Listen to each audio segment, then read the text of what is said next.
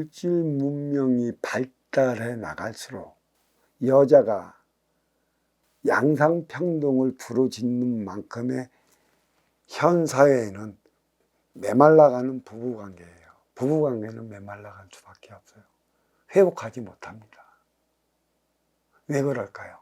문명이 발전하면 남녀 음악 관계 차원의 부부 생활이 무지 윤택해야 하고 또 하나 되어 살아가는데 갈수록 부부 관계는 메말라가고 있어요.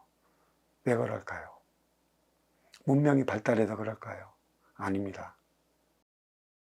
여자들에게도 그만큼의 돈 벌 수 있는 기회가 부여되어 있기 때문에 부부 관계가 메말라가요. 예전에는 남편만 돈 벌었고 벌어다 주는 돈으로 집에 있는 아내가 가사를 꾸미다 보니까 안 입고 와도 살아야 되고 내 식구와도 살아야 되고 내가 난 자식들 때문에도 이혼이란 있을 수도 없는 일이다. 강짜란 있을 수도 없는 일이다.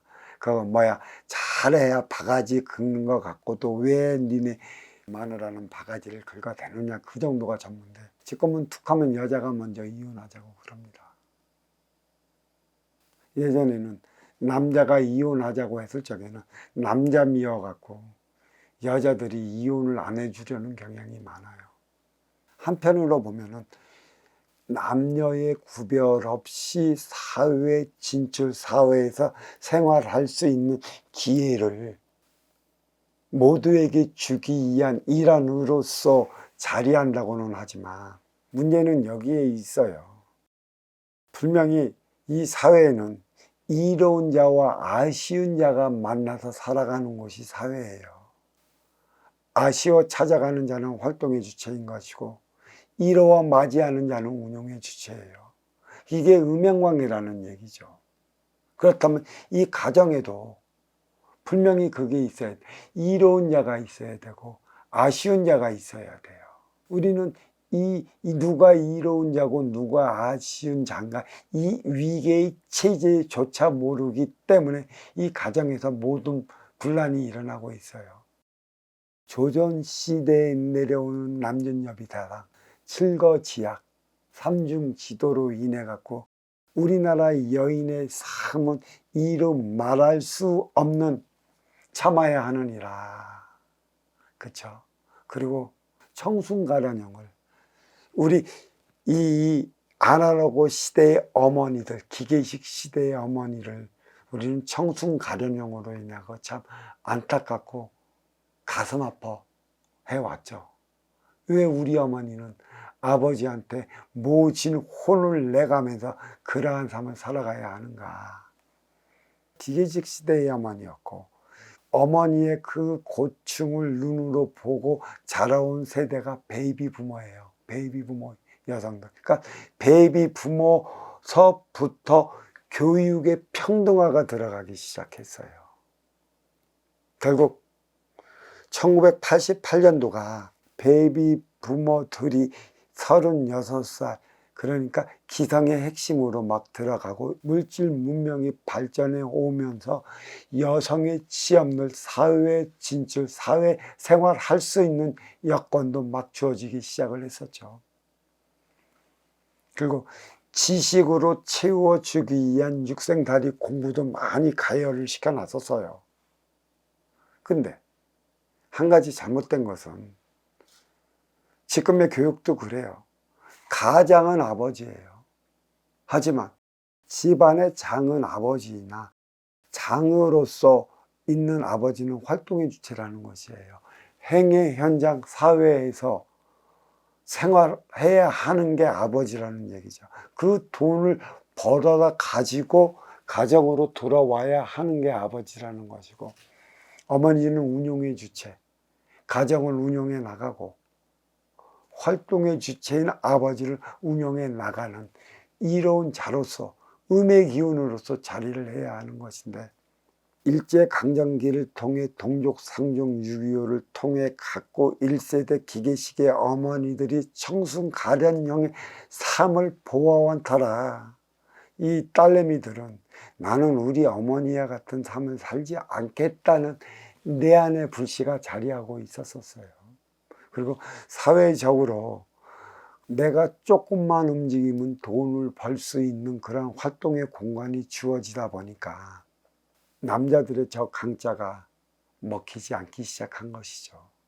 에이, 네가 벌어오는 그 코딱지만한 돈으로 내가 너한테 얽혀서 사느니 아싸리 내가 사회에서 나가 직접 벌어 돈을 쓰겠다라는 양상평등이 시작됐었죠. 근데 한번 보셔요. 운용의 주체는 여인이요 활동의 주체는 남성이라. 이로운 음의 기운은 여성이요 아쉬운 남의 기운, 양의 기운은 남성이라. 여성이 그만큼 우위에 서 있는데도 불구하고 양성평등이나 부르짖어대면 누가 운용의 주체로서 그 행위를 다 하겠어요? 이 의식을 먼저 가져야 돼요. 운용의 주체가 여성이요 활동의 주체가 남성이라. 활동의 주체 남성은 운용의 주체 여성하기 나름이라고 그랬어요. 자, 일주일이 있어요. 지금은 불금이고 토일이 쉬는 날이었지만 2010년도 그 밑으로만 가도 토요일이 불토였어요. 반공일이었고 일요일 쉬는 날이었죠. 일주일 중에 1일에서 6일까지는 활동의 주체를 위한 시간이었어요. 나머지 1일은 운용의 주체를 위한 휴일이란 말이야. 6일의 에너지를 하루에 다 채워넣을 수 있다는 얘기죠. 다시 이제 인간관계로 얘기한다면 남자 6명에 여자 1명이 있으면 그 여자는 꽃이 됩니다. 근데 여자 6명에 남자 하나 있으면 그 남자 바보 멍충이 쪼다 됩니다. 아무리 높은 자리에 있어도 그게 여성의 기운이라는 것이죠. 여성을 달리 꽃이라는 게 아니에요. 여성이 꽃이 아니라면 휴일을 꽃으로 부르지 말아야 돼. 에너지 충전소로서 부르지 말아야 돼.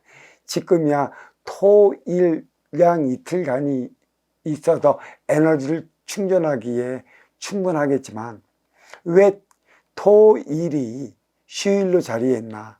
이건 해야 할 일이 있고 이 법문을 해 나가다 보면 요거만 해도 1시간 이상 해야 되니까 여기서 끝나도록 하는 것이고 왜 그러면 예전에는 6명의 남자를 여성 하나만으로도 충분히 리더해 놨고 꽃으로 노력을 다했는데 지금은 5명의 남자에 2명의 여자의 꽃이 있어야 하는가.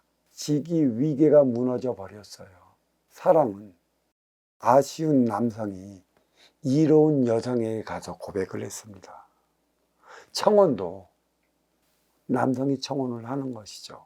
그래서 이벤트 행사도 많이 한다고 그러는데 지금의 민지화 세대는 그렇지 않은 모양입니다.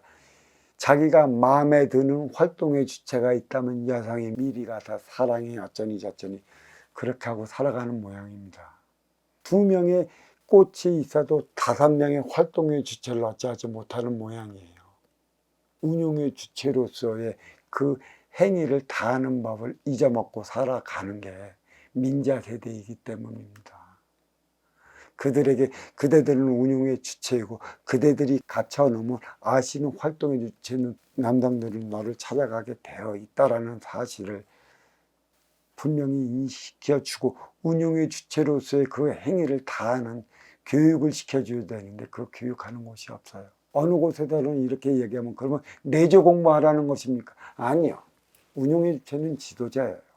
활동의 주체를 이끌어가 활동의 주체가 활동의 주체의 자리에서 그 행위를 다 하기 위한 그 공부를 시켜줘야 되는데 그 운용의 주체가 뭔지도 모르고 어떻게 활동의 주체를 이끌어 나가야 하는지도 모르는데 어떻게 해서 여성이 여성으로서 여성다운 삶을 살아가겠습니까?